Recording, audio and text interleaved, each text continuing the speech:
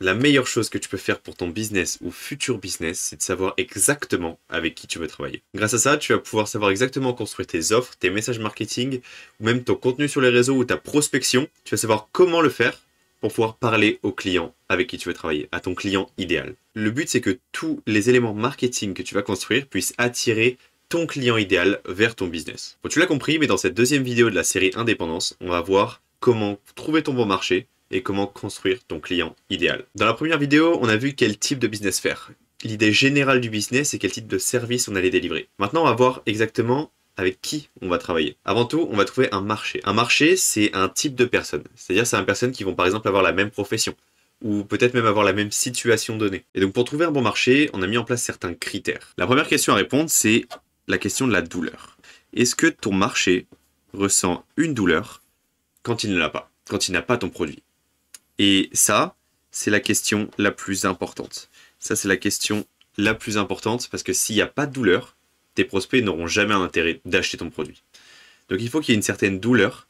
Il faut que quand ton client n'a pas ton produit, il faut qu'il ressente de la douleur. Il faut qu'il ait un manque. D'accord? Par exemple, si on apporte des clients directement à une entreprise, si jamais l'entreprise n'a pas ces clients-là, l'entreprise meurt. C'est assez gros comme douleur. Voilà. Ou par exemple, si jamais on fait un coaching sportif et que la personne qu'on veut coacher est en surpoids et a honte d'aller à la plage ou d'aller à la piscine, il y a de la douleur. C'est ça qu'on veut. Donc on veut pas de la douleur pour les autres gens, mais on veut qu'il y ait une certaine douleur qui soit inclue dans notre offre. Donc c'est-à-dire dans ce qu'on va offrir, il faut qu'on puisse résoudre une douleur. Voilà. Donc ça, c'est la composante la plus importante de ces questions et c'est pour ça qu'elle est en premier. La deuxième question, c'est concernant le pouvoir d'achat. Donc le pouvoir d'achat, ça va se diviser en deux parties. On a la partie capacité d'achat. Voilà. Donc est-ce que notre client, est-ce que notre marché est en capacité financière d'acheter notre produit? Et la deuxième composante, ça va être la rentabilité. Donc est-ce que notre client va être rentable ou non? Sachant que la rentabilité peut être en plusieurs moyens. Ça peut être une rentabilité financière, évidemment, c'est au sens courant, mais ça peut aussi être une autre forme de rentabilité. Par exemple, pour un coaching sportif, encore une fois, la rentabilité n'est pas financière. La rentabilité, c'est de payer de l'argent et d'en retour, de pouvoir faire de l'exercice de la bonne manière, de ne pas se blesser, de pouvoir perdre du poids ou de gagner du muscle. Ça peut être plusieurs choses, mais cette rentabilité-là n'est pas financière. Voilà. Ensuite, la troisième composante, c'est la facilité de contact. Donc j'ai juste marqué contact. Hop. D'ailleurs, bon, si vous vous demandez pourquoi j'écris en lettres capitales, c'est parce que j'écris comme un enfant de 5 ans. Donc on va passer là-dessus. Mais sinon, du coup, le contact, c'est... Donc ça va pareil se diviser en deux parties. Ok. La première partie, c'est la facilité de trouver les contacts, de trouver les prospects. Par exemple, si on a envie de leur téléphoner, à quel point c'est facile de trouver leur numéro de téléphone? Ça va être complètement différent si on recherche des coiffeurs ou si on recherche des dirigeants du S&P 500, par exemple, ou du S&P 500. Enfin bref. Quoi qu'il en soit, ça va être très différent. Et là, on peut trouver par exemple les numéros sur Google, ou on peut trouver les contacts sur Instagram, si on va envoyer des DM aussi. On peut trouver les contacts sur des forums, mais il y a aussi des fois où ça va être très compliqué de trouver les bons contacts. Donc c'est pour ça qu'on va aussi se poser cette question. La deuxième partie de contact, c'est est-ce qu'il y a un moyen inépuisable de pouvoir les contacter? Si on trouve les numéros de téléphone, c'est un moyen inépuisable. Ça ne nous coûte pas d'argent, on peut en faire autant qu'on veut, et tant qu'on a des prospects, on peut les appeler. Et d'ailleurs, l'une des composantes aussi là, c'est de pouvoir faire en sorte que ce soit gratuit. D'accord? Parce que si c'est pas gratuit, si par exemple on fait des pubs sur les réseaux sociaux, voilà, c'est pas quelque chose qui est gratuit, c'est quelque chose qui va coûter de l'argent. Ce qu'il y a, c'est qu'on va être limité. Ça va pas être une source inépuisable, on va être limité par nos fonds. Parce que plus on a de fonds, plus on pourra avoir de prospects. Sauf que moins on a de fonds, moins on pourra avoir de prospects. Ce qui fait que c'est pas une source inépuisable. Donc là, dans le contact, ce qui va jouer aussi, ça va être est-ce que notre source de contact est inépuisable? Par exemple, les DM sur Instagram, c'est inépuisable. Tant qu'on a des prospects, on peut les appeler. Et il ne faut pas pouvoir se trouver dans une situation où on a des prospects. On sait qu'ils sont là, mais on ne peut pas les contacter. C'est ça qu'on ne veut pas. Voilà. La quatrième composante, c'est au niveau de la croissance. Donc la croissance, c'est tout simplement savoir est-ce qu'il y a de plus en plus de prospects dans mon marché. S'il y a plus trop de prospects dans notre marché, si notre marché décroît en fait, Voilà, par exemple, si on prend les créateurs de journaux, par exemple. Voilà. Les créateurs de journaux ou les magasins de journaux, bah ça, il y en a de moins en moins parce que tout devient digitalisé. Donc si on veut lancer un business dans les journaux, faut s'accrocher. Parce que ce qu'il y a, c'est que le risque, si ça décroît, même s'il y a toujours le même nombre de prospects chaque année, si ça bouge pas, ce qui est assez rare, ce qui est voire même impossible, ce qui va se passer, c'est qu'au bout d'un moment, on aura contacté tous les prospects. Et ça peut être évidemment dans 10 ans, d'accord? Mais ce qu'il y a, c'est que notre business, au bout d'un moment, il va cesser d'exister. Et ça, c'est quelque chose qu'on ne veut pas. On veut que notre business puisse continuer d'exister sur le long terme pour pouvoir continuer à pouvoir en vivre. Donc le but, c'est de prendre un marché dans lequel il y a une certaine croissance, dans lequel on a de plus en plus de prospects, et qu'à chaque fois qu'on va aller au bout de notre liste de prospects, on en a encore. On peut aller en chercher encore. Voilà. La troisième composante, c'est ce qui s'appelle le TAM.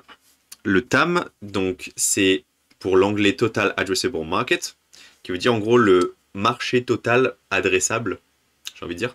C'est en gros toutes les personnes qu'on peut contacter. Donc là, c'est le nombre de prospects qu'on peut contacter. C'est bien beau que ce soit en croissance, mais si on a 3 prospects pour le moment, on ne va pas aller très loin. Donc le but, c'est que ce TAM, le nombre de prospects qu'on a, il soit supérieur à 5000 dans la zone où on veut travailler, évidemment. Parce que si jamais il y en a plus 5000 aux États-Unis et qu'on veut travailler uniquement en France parce qu'on ne sait pas parler anglais, ça ne sert à rien. Donc le but, c'est dans la zone où on veut travailler, avoir plus de 5000 prospects. Voilà. Donc ça, c'est concernant les 5 questions. Maintenant, ça, on peut les résumer dans un tableau récapitulatif pour pouvoir évaluer chacun des marchés avec lesquels on va bosser.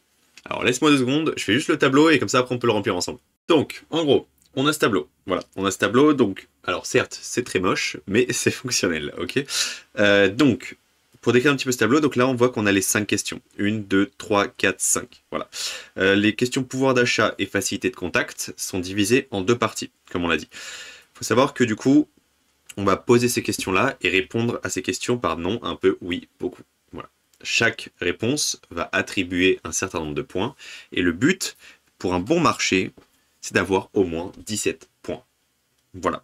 Donc on va pouvoir faire ensuite le total et pouvoir faire ça avec plusieurs marchés. Le but, c'est de faire passer plusieurs marchés dans ce tableau-là et pouvoir compter les points pour pouvoir savoir si c'est un bon marché ou non.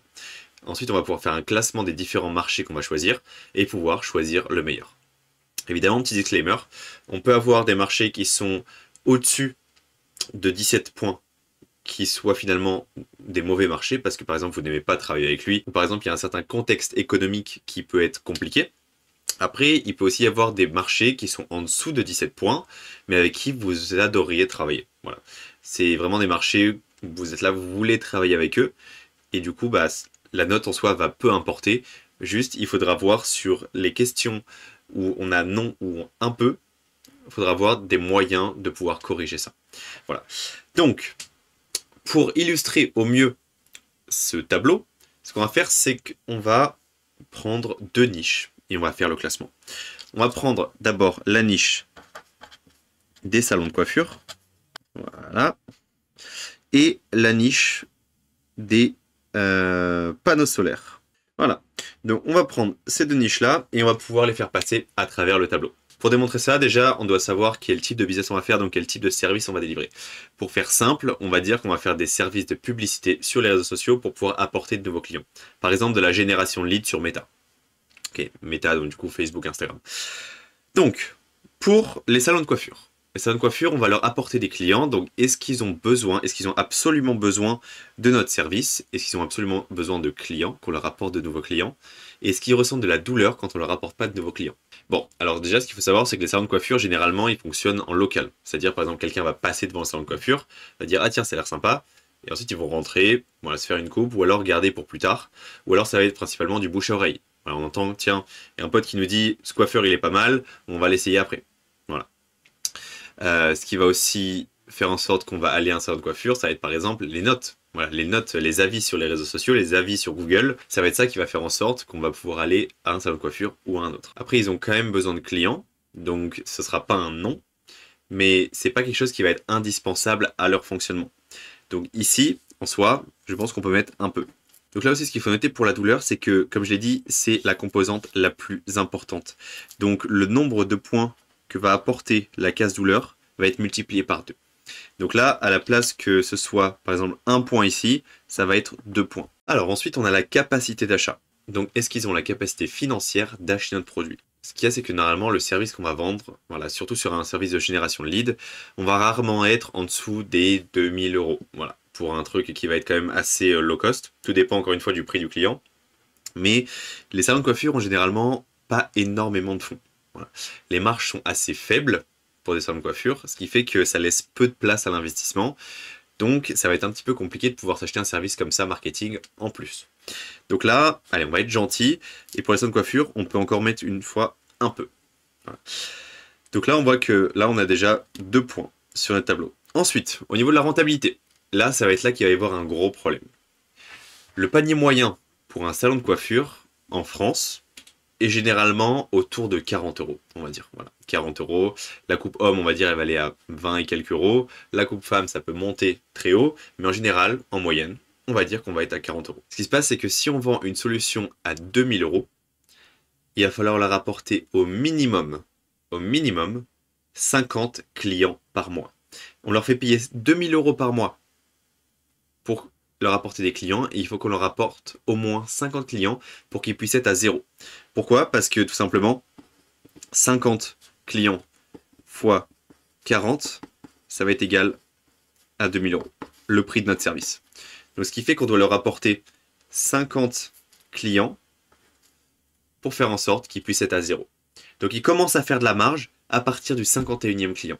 À partir du 51e client, ils commencent à faire de l'argent. Et ce qu'il y a, c'est que la génération de leads, ça a beau être très puissant, mais en général, il faut mettre énormément de moyens pour arriver à avoir beaucoup de leads.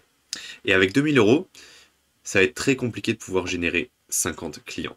Voilà. Généralement, sur la génération de leads, tout dépend encore une fois des industries, mais on est autour de allez, 20, 25, peut-être 30 euros le lead. Ce qu'il y a, c'est que là, ça va être compliqué. Là, ça va être très compliqué. Et donc, ce qui se passe, c'est que là, pour qu'ils aient un ROI, qui est donc un retour sur investissement, d'ailleurs, pour le retour sur investissement, on calcule le gain total généré, donc le nombre de revenus, sur l'investissement. Donc là, pour avoir un retour sur investissement rien que de 2, il faudrait qu'on leur apporte 100 clients. 100 clients, au niveau de la génération de leads, ça représente une quantité énorme de pubs et d'investissement dans les pubs. Ça, autant vous le dire, ça va pas être possible. Donc là, au niveau de la rentabilité, désolé, mais on est à non, on est à zéro. Voilà, on est à zéro parce que généralement, ce qu'on veut, c'est que notre client puisse être rentable, en général, dès les premiers clients. Ou alors, on a vraiment une capacité d'apporter énormément de clients pour pouvoir faire ça. Aussi, il faut noter que pour la génération de lead, généralement, on essaie de jamais être en dessous de 50 euros le lead. Si on est en dessous de 50 euros le lead, on aura peut-être du mal à livrer nos clients correctement et on aura aussi du mal à pouvoir faire une marge correcte pour pouvoir investir dans le développement. Ensuite, facilité de contact. Facilité de contact, est-ce qu'on peut trouver des salons de coiffure facilement? Alors, les salons de coiffure, on peut les trouver de partout. Ça, c'est le bon point avec les salons de coiffure, c'est que on peut les trouver sur Google Maps, on peut les trouver juste sur Google. Il y a des forums spécialisés avec des listes de coiffeurs différents. On peut les trouver même sur des sites spécialisés. Donc, par exemple, là, je pense à Planity. Voilà. Et là, on peut trouver directement leur numéro de téléphone. Donc là, pour avoir ces prospects-là, ça va être super facile. Donc là-dessus, on peut mettre beaucoup. Voilà. Ensuite, est-ce que c'est facile de les contacter? Donc contacter, sachant qu'on a les numéros de téléphone directement, on n'a pas besoin de payer pour les contacter et on peut les contacter à l'infini. C'est donc une source inépuisable de pouvoir les contacter. Donc ça c'est pareil, on peut mettre beaucoup. Ensuite, au niveau de la croissance, donc ça c'est assez compliqué à dire. Voilà, il y en a énormément en France et on ne sait pas vraiment si ça croît ou si ça décroît. Mais en général, il n'y a pas vraiment, on n'a pas vraiment recensé de croissance. Voilà, c'est quelque chose qui reste, on va dire, plus ou moins normal. Il y a certes une croissance chez les barbershops, mais là on parle plus des salons de coiffure. Donc en soi, là on peut pas trop dire, mais on va mettre un peu, voilà, pour être un petit peu entre les deux. Et ça devrait croître, mais très doucement. Ensuite, le TAM supérieur à 500. Donc là, c'est, je le rappelle, le nombre de prospects total dans le marché où on veut travailler. Si on veut travailler rien qu'en France, je crois que j'ai dit tout à l'heure, mais le nombre de salons de coiffure en France est estimé à environ un peu plus de 83 000. Donc là, on peut dire que on n'est pas à un peu plus de 500, on n'est pas à plus de 500, mais on est à énormément plus de 500. S'il y avait une autre case ici, je la cocherais. Mais là, pour l'instant, on est à beaucoup. Donc là, maintenant qu'on a rempli le tableau, ce qu'on peut faire, c'est qu'on peut compter les points. Donc là, hop, 1 x 2, on est déjà à 2 points pour la case douleur. Ensuite, pour la capacité d'achat, ça fait 3. Ensuite, ça fait 0. Donc là, on est déjà à 3 points. Ensuite, on est à 6, 9, 10 et 13. Donc là, pour les salons de coiffure, on est à 13 sur 24. Ce qui fait que là, on peut noter 13 sur 24. Ok. Bon là, du coup, 13 sur 24, c'est pas assez. Voilà. C'est pas assez, c'est quelque chose qui est très très bas. Voilà. Le truc, c'est qu'on a des énormes problèmes au niveau du pouvoir d'achat et de la douleur, qui sont des composantes super importantes. Donc là, ça va être malheureusement très compliqué de faire la génération de leads pour des salons de coiffure. Ok, très bien. La feuille est clean, plus ou moins. Et on va du coup maintenant passer à la deuxième niche, qui est la niche des panneaux solaires. Donc là, pour les panneaux solaires, on va toujours faire de la génération de leads, d'accord? Donc on va se demander, pour la douleur, donc est-ce que les entreprises d'installation de panneaux solaires ressentent de la douleur lorsqu'on ne va pas leur apporter de clients? Avec le développement énorme des énergies vertes, il y a eu énormément d'entreprises d'installation de panneaux solaires qui sont créées en même temps. C'est un domaine qui est très lucratif. Voilà, les installations de panneaux solaires coûtent en moyenne 12 000 euros. Voilà, c'est la moyenne basse même. Et c'est un domaine où il y a énormément de compétition. Voilà. Il y a énormément d'entreprises qui ont été créées et donc il n'y a pas autant de personnes qui veulent des panneaux solaires et qui installent des panneaux solaires. Donc là, au niveau de la douleur, si on arrive à leur apporter ces clients que leurs compétiteurs n'auront pas, si on arrive à leur apporter ces clients qui auront autrement du mal à les trouver, là, ça va être quelque chose qui va être extrêmement bénéfique pour eux. Et ce qu'il faut savoir, c'est que dans les entreprises d'installation de panneaux solaires, les entreprises se battent pour avoir des clients. Les clients ne sont pas si présents et limite ils vont dans des régions d'à côté pour pouvoir avoir des clients. Beaucoup d'entreprises n'ont aussi pas assez de clients pour pouvoir se développer correctement et beaucoup font faillite. Donc je pense qu'on peut conclure par le fait que oui, les entreprises d'installation de panneaux solaires ont vraiment besoin de la génération de leads. Donc là, on peut mettre beaucoup. Voilà. Ensuite, est-ce que les entreprises d'installation de panneaux solaires ont la capacité, donc dans le pouvoir d'achat, la capacité de pouvoir se payer notre produit?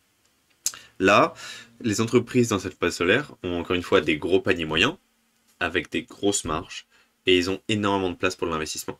Et vu qu'on travaille avec des sommes qui sont beaucoup plus élevées, qui sont voilà, minimum des dizaines de milliers d'euros, un service à par exemple 2000 euros va être possible. Ça va être quelque chose qui va être envisageable pour pouvoir avoir les clients qu'ils ont absolument besoin. Donc là, ce qui est sûr, c'est que là, on peut encore une fois mettre beaucoup. C'est quelque chose où ils vont avoir la capacité financière de pouvoir acheter notre produit. Reste encore à les convaincre. Ensuite, au niveau de la rentabilité, comme j'ai dit tout à l'heure, un panier moyen, le panier moyen bas d'une entreprise de panneaux solaires, d'installation de panneaux solaires, est d'environ 12 000 euros. Okay, ce qui fait que si on leur apporte un seul client, même pendant toute la collaboration à 2 000 euros, pendant tout le mois à 2 000 euros, si on leur apporte un seul client, ils font un ROI de 6, un retour sur investissement de 6. C'est-à-dire que si on reprend encore une fois la formule du gain sur l'investissement, ils ont gagné 6 fois plus que ce qu'ils ont investi avec nous. Et ça, c'est un bon deal. Ça, c'est un très très bon deal. Si jamais à chaque fois vous mettiez 1 euro dans une machine, vous en ressortiez 6, je pense que vous joueriez tout le temps. Voilà. Donc en gros, pour la rentabilité, encore une fois, on peut mettre beaucoup. Ensuite, au niveau de la facilité de contact, là, on a trouvé. Est-ce que c'est facile de les trouver? Alors, là, pour pouvoir les trouver, ça va pouvoir te surprendre, mais toutes les entreprises d'installation de panneaux solaires sont généralement sur Google Maps. Voilà. Moi, si je connais tout ça sur les panneaux solaires aussi, c'est parce que c'est là où j'avais monté mon entreprise, c'était mon marché. J'avais beaucoup travaillé avec les installateurs de panneaux solaires. Et ce qui se passe, c'est que pour les trouver, j'allais sur Google Maps. Voilà. Il y avait aussi des sites spécialisés où on pouvait les trouver, mais généralement sur Google Maps. Et je pouvais trouver tous leurs numéros de téléphone facilement. Donc là, pour les trouver, c'est pareil, on peut mettre beaucoup. Et bon, celle-là va être très rapide, hein, mais encore une fois, vu qu'on a leur numéro de téléphone, on peut les contacter de manière inépuisable, de manière infinie. On est capé par rien du tout, on est limité par rien du tout.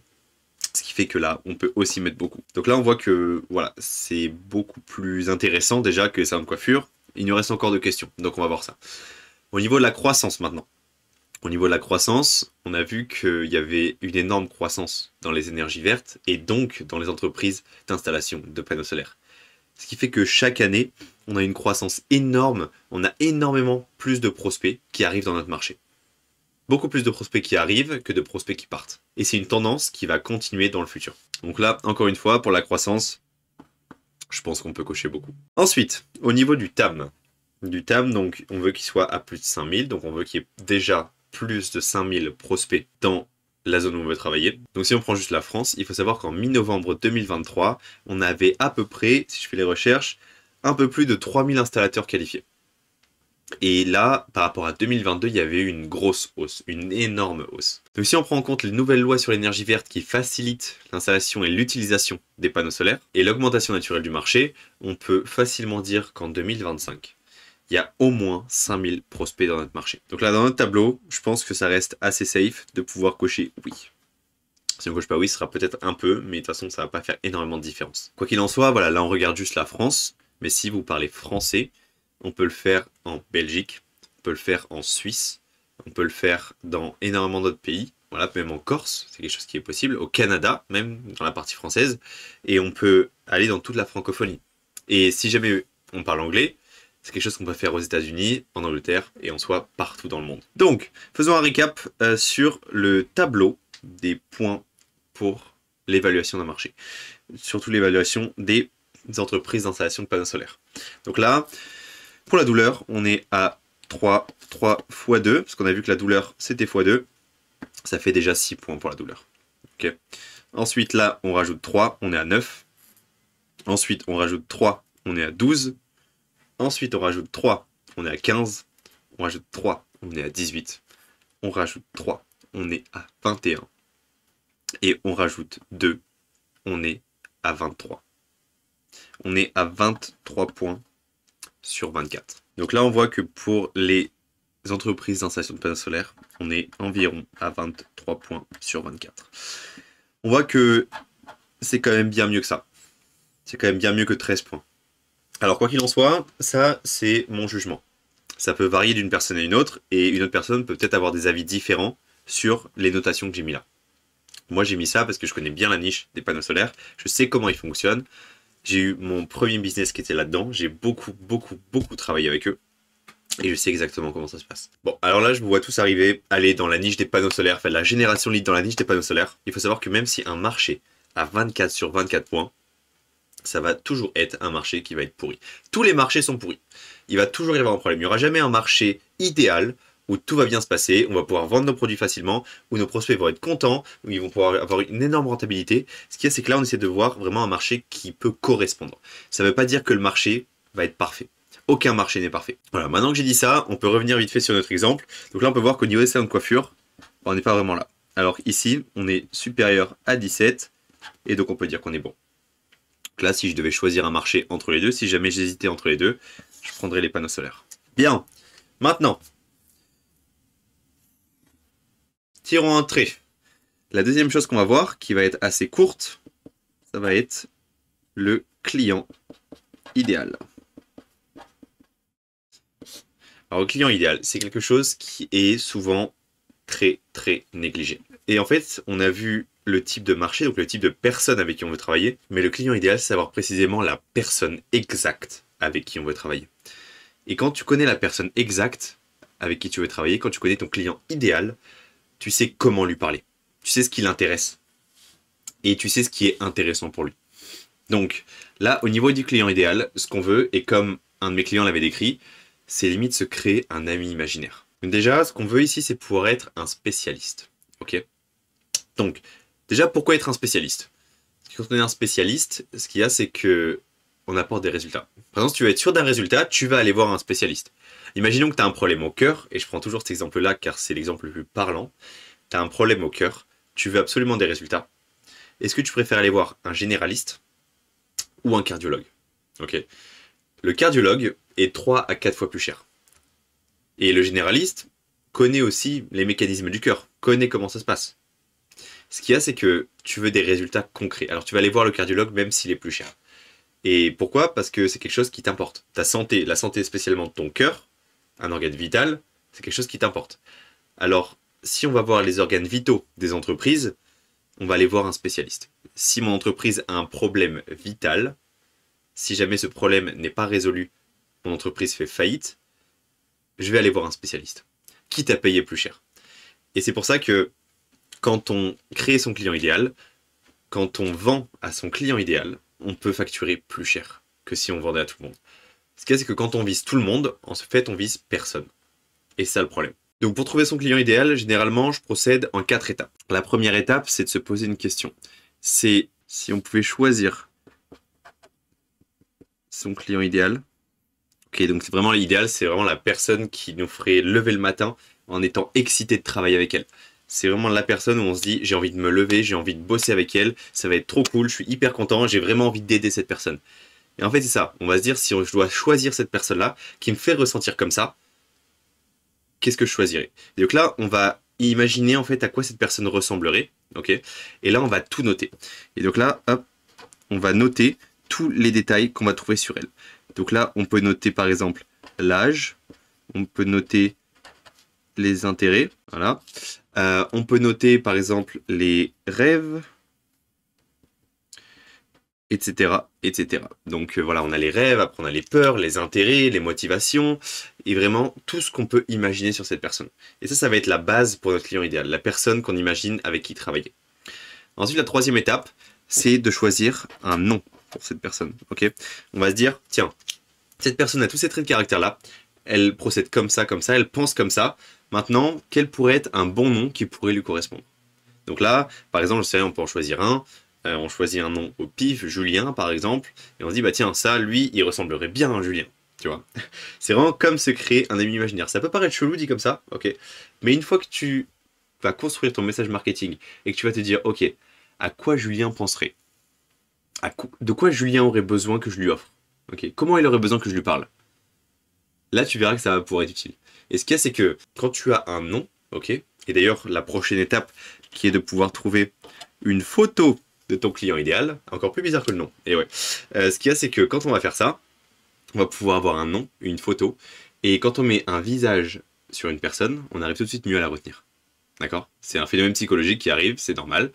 Et quand on met une image, un visage sur un prénom, ça fait qu'on englobe toute la personne en une personne qui devient réelle à nos yeux. Voilà. Tu sais, quand on parle de quelqu'un, mais qu'on connaît juste son nom, et que c'est un peu bizarre et on n'arrive pas trop à se souvenir d'elle, ce qu'il y a, c'est que quand on va voir la personne, on va dire, ok, moi tiens, cette personne, bam, je mets le nom dessus, j'ai ses traits de caractère, je sais comment elle pense, je sais quelles expériences j'ai eues avec cette personne, et là, ça va être beaucoup plus facile. Donc, là, c'est les 4 étapes pour pouvoir choisir son client idéal, donc les 4 étapes simples. Donc on va d'abord choisir son client idéal, donc se demander si on pouvait choisir un client idéal, le type de personne avec qui on veut travailler, à quoi mon client idéal ressemblerait. En deuxième, on va garder cette question en tête, on va vraiment réfléchir, on va noter tout ce qui nous vient, ok, sur l'âge, sur les intérêts, sur les rêves, sur les objectifs, les peurs, les motivations, tout. Ok, on va essayer de tout noter. Ensuite, on va lui trouver un nom qui pourrait lui correspondre. Ok, et ensuite, on peut trouver une photo pour pouvoir englober le tout et vraiment créer cette personne imaginaire. Le but, c'est qu'à chaque fois qu'on va créer un message marketing, à chaque fois qu'on va créer une offre, à chaque fois qu'on va créer une pièce de contenu sur les réseaux ou même faire de la prospection, on va se dire, ok, à quoi mon client idéal penserait? Comment il voudrait que je lui parle? D'accord?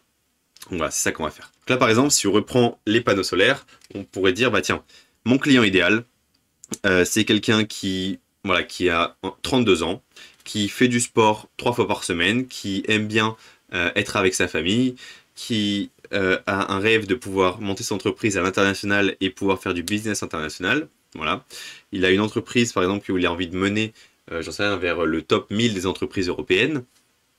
Ça peut être voilà, énormément de choses et on va tout noter. Ok. Donc moi, c'est en pensant vraiment quel est mon client idéal. Donc ambitieux, orienté au niveau des relations, de la famille, de ses amis et tout ça, qui aime bien voir ses amis par exemple dans son temps libre. Et on va vraiment tout noter. Ok. Ensuite, dire, bah tiens, ce gars-là, je pense que il aurait bien une tête de Julien. Il aurait bien une tête de Julien. Et du coup, bah, je vais l'appeler Julien. Ok. Et ensuite, je vais aller sur Internet, je vais chercher des photos, voilà, d'hommes de 32 ans, machin. Et je vais me dire, bah tiens, Julien, c'est ce gars-là. Quand on a Julien, ce gars-là, avec cette tête-là, bah, du coup, on sait exactement à quoi il pense. Et le but, c'est de pouvoir vraiment apprendre son client idéal pour pouvoir l'utiliser en tout temps. Et donc, le but, c'est que ton business puisse attirer au maximum des Juliens. Donc, une fois que tu auras fait tout ça, tu seras déjà pas mal avancé dans la création de ton business. Et tu pourras voir que tout ça va vraiment énormément t'aider pour pouvoir te développer et derrière pour savoir quoi faire. Il y aura plus de moments où tu seras bloqué, où tu te diras, mais je sais pas comment écrire cette pub ou je sais pas comment écrire cette pièce de contenu. Tu sauras exactement à qui tu vas parler. Tu sauras exactement comment construire ton offre parce que tu connaîtras toutes les peurs, toutes les motivations, tous les objectifs, tous les rêves de ton client idéal. Et le but de cette offre, c'est qu'elle soit impossible à refuser. À chaque fois qu'on va construire une offre, on va essayer de faire en sorte que cette offre se vende toute seule, qu'on n'ait même pas besoin de la vendre, que ce soit nos clients qui nous supplient de pouvoir acheter notre offre. même si elle est super chère. Bon, en attendant qu'on voit tout ça, j'espère que ça a pu t'apporter de la valeur. J'espère que tu pourras réutiliser le tableau pour pouvoir trouver ton marché et pouvoir créer ton client idéal. Donc si ça t'a apporté de la valeur, pense à t'abonner pour être au courant de la sortie des prochaines vidéos. Et en attendant, je te dis à très bientôt.